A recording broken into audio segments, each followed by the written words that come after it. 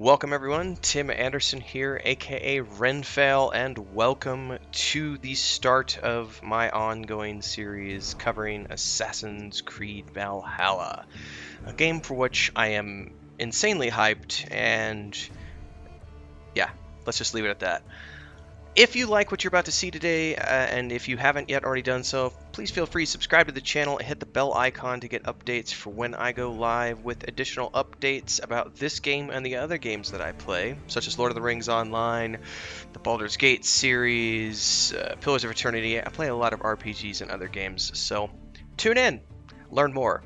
In the meantime, today's episode is about a singular character in this game who is this guy right here, King Alfred, otherwise known as King Alfred the Great. Now, this is a historical figure, and one of the reasons that I'm doing a video about this character is because I am really interested to see what they are going to be doing with this character in the actual game. Now, the Assassin's Creed series as a whole has been known for kind of taking some creative liberties with historical figures, and it's not always, given the credence to the historical side of things so much as it has been for creating the fantastical side of these games. So that's okay.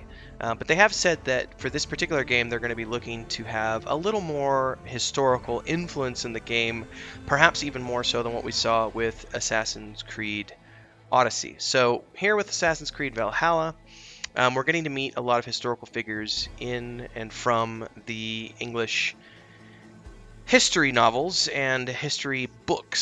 So I want to focus on King Alfred today. Alfred, basically, from what they have said, is that he's going to be one of the antagonists in this game, but he's not going to be the central antagonist, which is interesting, because if you look at the historical figure of King Alfred, he very much was pretty much the central antagonist to the Viking invasion.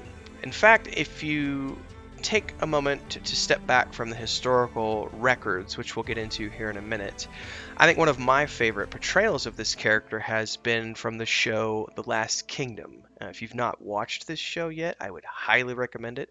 It's one of the shows that kind of sprung up in the recent round of Viking shows with the popularity of the, I want to say, the original Viking show that came out on the History Channel. The Last Kingdom is now a Netflix show, and I believe it's going into its, I want to say, fifth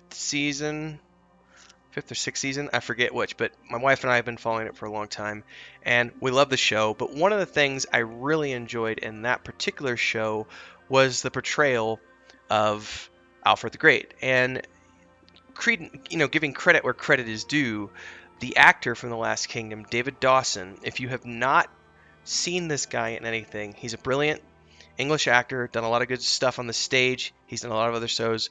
I just was watching and catching up on Peaky Blinders. He's in Peaky Blinders for a few episodes as a supporting character, but he plays the character of King Alfred in the show The Last Kingdom. And I feel that this is one of the best representations that I've seen to date of this historical figure. Obviously, there's a little bit of fiction at work within the show The Last Kingdom, but I felt that the representation of the character Alfred was done exceptionally well. I think one of the key things that they took away from the historical notations in the show was that King Alfred suffered from some sort of gastrointestinal disease. Now, the current, the way science has evolved since then, obviously, they didn't know exactly what he had back then. It wasn't something that they could diagnose. But modern doctors have taken a look at the description of the symptoms that Alfred's biographer wrote down. His biographer's name Asser. But it's thought that he either had Crohn's disease or some sort of hemorrhoids. Now, I think what I've heard from the diagnoses that I've read and studied is that it was more than likely Crohn's disease or some type of intolerance, but he basically had a hard time stomaching meat and other things, and he suffered a lifelong illness that kind of plagued him throughout his life. And he did die when he was around 50, 51, is what the history books tell us. Now, what I'm really interested to see from the Assassin's Creed Valhalla game is how do they portray King Alfred? Because King Alfred, despite his physical issues, was well known for being the king who brought together all of the kingdoms of England, who up until that point had always been these separate battling kingdoms who were always fighting amongst each other and always bickering about all these different things. He was able to unite the kingdoms against the Viking threat. Now, it didn't happen right away, actually. If you pay attention to the history books, his first few battles against the Vikings, he actually lost. But then he had a counterattack and went on to win, and from there he became known as, the one king who could stand against the Vikings. What's really interesting about King Alfred is that King Alfred did not willingly go into his reign against the Viking threat. Like, he didn't go to war against the Vikings. This was something that was thrust upon him as a result of his family, that he, basically inherited the throne. There's actually some records from 868 when it says that Alfred was basically fighting alongside his brother Alfred in this failed attempt to keep the Great Heathen Army, as they called it, led by Ivor the Boneless, in the Kingdom of Mercia. And when the Danes arrived, there's these skirmishes that happened, like the Battle of Englefield and Battle of Reading. But basically, there was defeats on one side, victors on the other, and vice versa. And then eventually, the Saxons were defeated at the Battle of Basing on the 22nd of January, then again defeated at the Battle of Merton, after which Ethelred died. Now, this is where things get interesting, because when Ethelred died, Alfred took over the throne. And, this is very important, he took over the burden of defense. So, this is sort of shown in the show The Last Kingdom, so I'm hoping that they bring this into the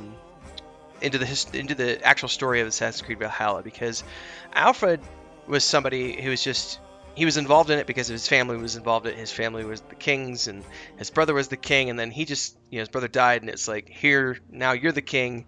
My two sons are too young to be kings, so it's up to you to steward the kingdom, and guess what? Good luck with the Vikings. And then his brother dies. So, it's assumed that it's not known, historically it's not known for sure, but it's assumed that Alfred's ascension to the throne probably went uncontested because of the fact that it was a kingdom at war. He was the oldest remaining brother. The two heirs were underage, etc. Now, it's important to note that right away, he goes to deal with the burials of his brother, and the Danes immediately defeat the Saxons in a couple of battles right away, especially the one that's most important is the Battle of Wilton in May of 871, which basically defeated any hopes that Alfred had that he could actually drive the invaders from his kingdom. So he had to make peace with them, and this is kind of where the show The Last Kingdom picks up and shows that the Viking kingdoms at this point were there. The invaders were there to stay, and King Alfred had no choice but to deal with that and make peace with them and try to come up with a truce, because they weren't going to be able to defeat them. Now, moving on from there, and this is what I'm very interested to see how the game portrays this, because if you pay attention to the history notes, Alfred basically starts going up against the Vikings, up against the Danes, and it becomes this thing where he starts off kind of on his own, but then his victories get to the point where he starts to get some support from the other kingdoms, and this is where it's one of those things where before this point, like I said, all the kingdoms had their own kings and queens and everything else, and they were always bickering about who owned what land and fighting amongst each other. But here they eventually got to this point where there's this big threat that they had to overcome, but they could only do so together. Now, the other thing that's really interesting about King Alfred from the history books is that he advocated for education in England. And it was beyond just the establishment of the court school, which he established after following the example of Charlemagne. It was basically for the education of his own children, but also those of nobility. But it was also noted that it's for a good many of lesser birth. He was also well known for being extremely religious, which is something that carried over from his father and the rest of his family. So all of this, coming together makes me very interested to see, because they've said that Alfred in the game is going to be an antagonist, but not the primary antagonist, which makes me wonder, well, who is going to be the primary antagonist? Because if you look at the historical records, King Alfred very much was the primary um, antagonist against the Vikings. By the age of 21, basically, he's this battle veteran at the head of this resistance army in southern England. And going from there, he just begins to reassess his strategies, and he adopts the Danes' tactics in order to fight them. And in May of 878, for example, his armies defeated the Danes at the Battle of Edington. And according to his biographer, and I'm reading this from the royal.uk website, which I'm going to put in the link to in the YouTube video, it says, Alfred attacked the whole pagan army, fighting ferociously in dense order, and by divine will eventually won the victory and made great slaughter among them and pursued them to their fortress at Chippenham. And after 14 days, the pagans were brought to the extreme depths of despair by hunger, cold, and fear, and they sought peace. This unexpected victory proved to be the turning point in the Wessex battle for survival. It's an incredibly interesting story where Alfred then goes on and starts to build this program of defended settlements across southern England. And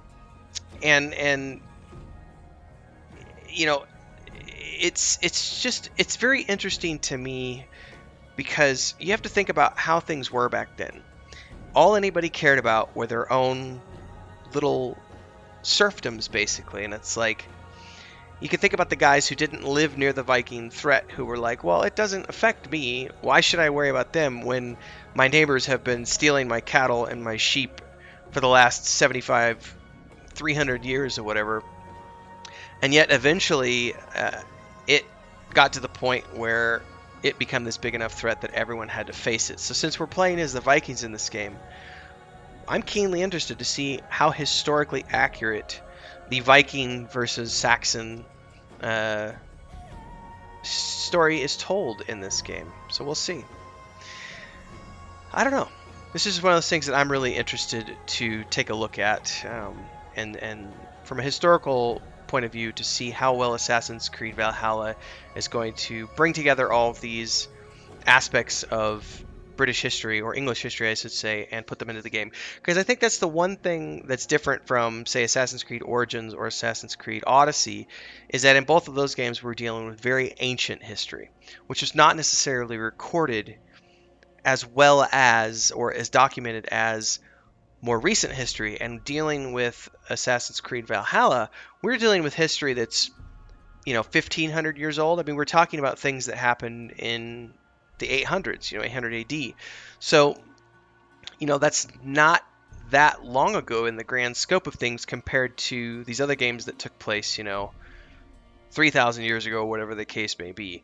So since we're dealing with a section of history that is far more documented than other time periods, I'm interested to see how true to the history books Assassin's Creed Valhalla is going to be. So if you're like me and you're a history nerd and you're interested in this kind of stuff, follow along, because as well as playing the game and enjoying it just for the sake of it being a video game, I'm going to be doing different videos on the historical locations and figures that we meet throughout Assassin's Creed Odyssey, and delving into the differences between the video game version of these places and people and the real versions of these places and people, and seeing how they hold up against each other.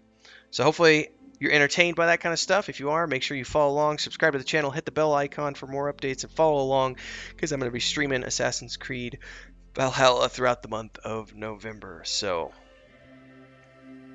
thanks everyone. Stay healthy, stay safe, safe gaming, and we'll see you in the next episode.